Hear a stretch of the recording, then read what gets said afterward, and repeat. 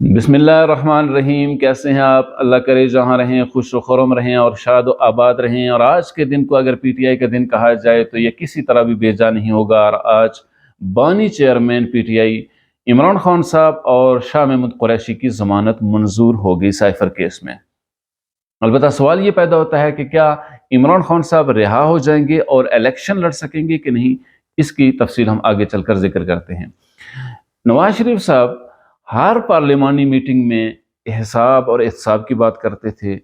और जिन लोगों ने 2017-18 में इमरान खान साहब को लाने की कोशिश की, उनको लाने के लिए नवाज शरीफ साहब को हटाया, उनको कटहरे में लाने की बात करते थे।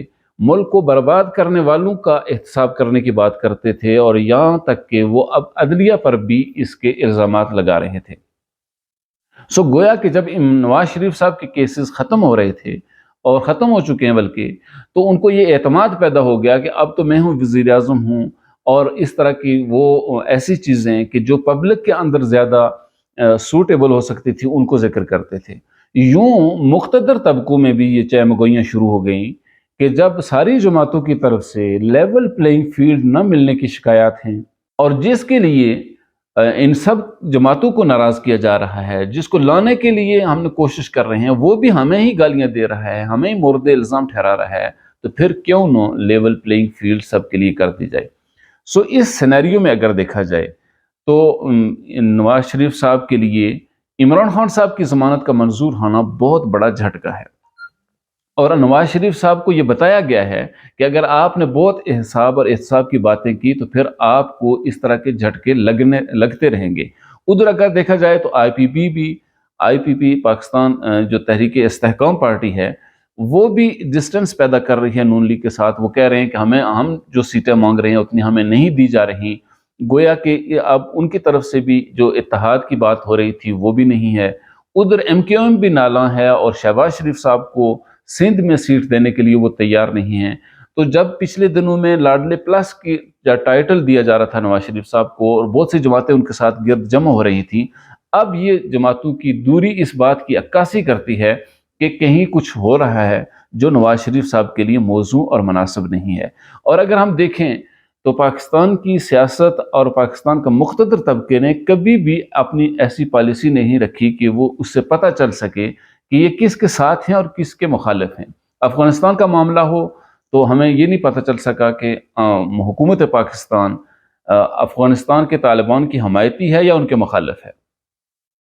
इसी तरह बहुत से मामलात में अगर देखा जाए तो रियासत की हमेशा ऐसी पॉलिसी रहती है कि जिससे न मुखालफत का पता चलता है न दुश्मनी का पता चलता है। सो नवाज शरीफ साहब जिनको लाडला प्लस का टाइटल मिल रहा था, अब लगता यह है कि उनके लिए हालात मौजू नहीं रहे हैं। और उधर दूसरी तरफ जब ये केस सुना जा रहा था तो अतन मिनल्ला साहब के रिमार्क्स बड़ी अहमियत के हामिल थे।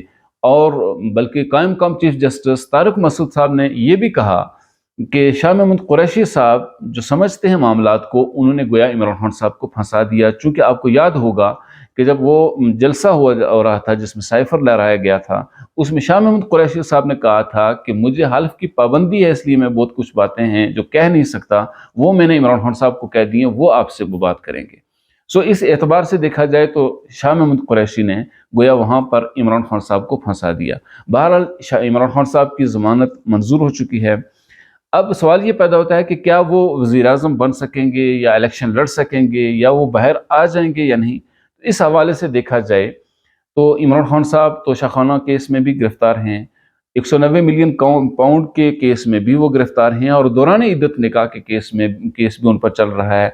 सो इससे ये महसूस होता है, लगता ये है कि कोई ऐसी फिल वक्त ऐसे चांस नहीं है कि इमरान खान साहब बहुत जल्द बाहर आ सकें और इलेक्शन लड़ सकें। हाँ, ये हो सकता है कि तोशाखाना केस के फैसले को मुअत्तल करने के हवाले से हाई कोर्ट में जो दरख्वास्त दी गई थी वो तो मुस्तरद हो चुकी है। अब अगर वो सुप्रीम कोर्ट में जाते हैं पीटीआई के लोग, तो वहाँ से जिस तरह साइफर केस में उनको रिलीफ दिया गया है, इस तरह अगर वहाँ को रिलीफ मिल सके तो इससे फिर उम्मीद पैदा हो सकती है कि इमरान खान साहब इलेक्शन लड़ सकेंगे और फिर वो बाहर भी आ सकते हैं। और अगर ऐसा होता है तो ये नवाज शरीफ साहब के लिए इंतहाई नामुनासिब होगा।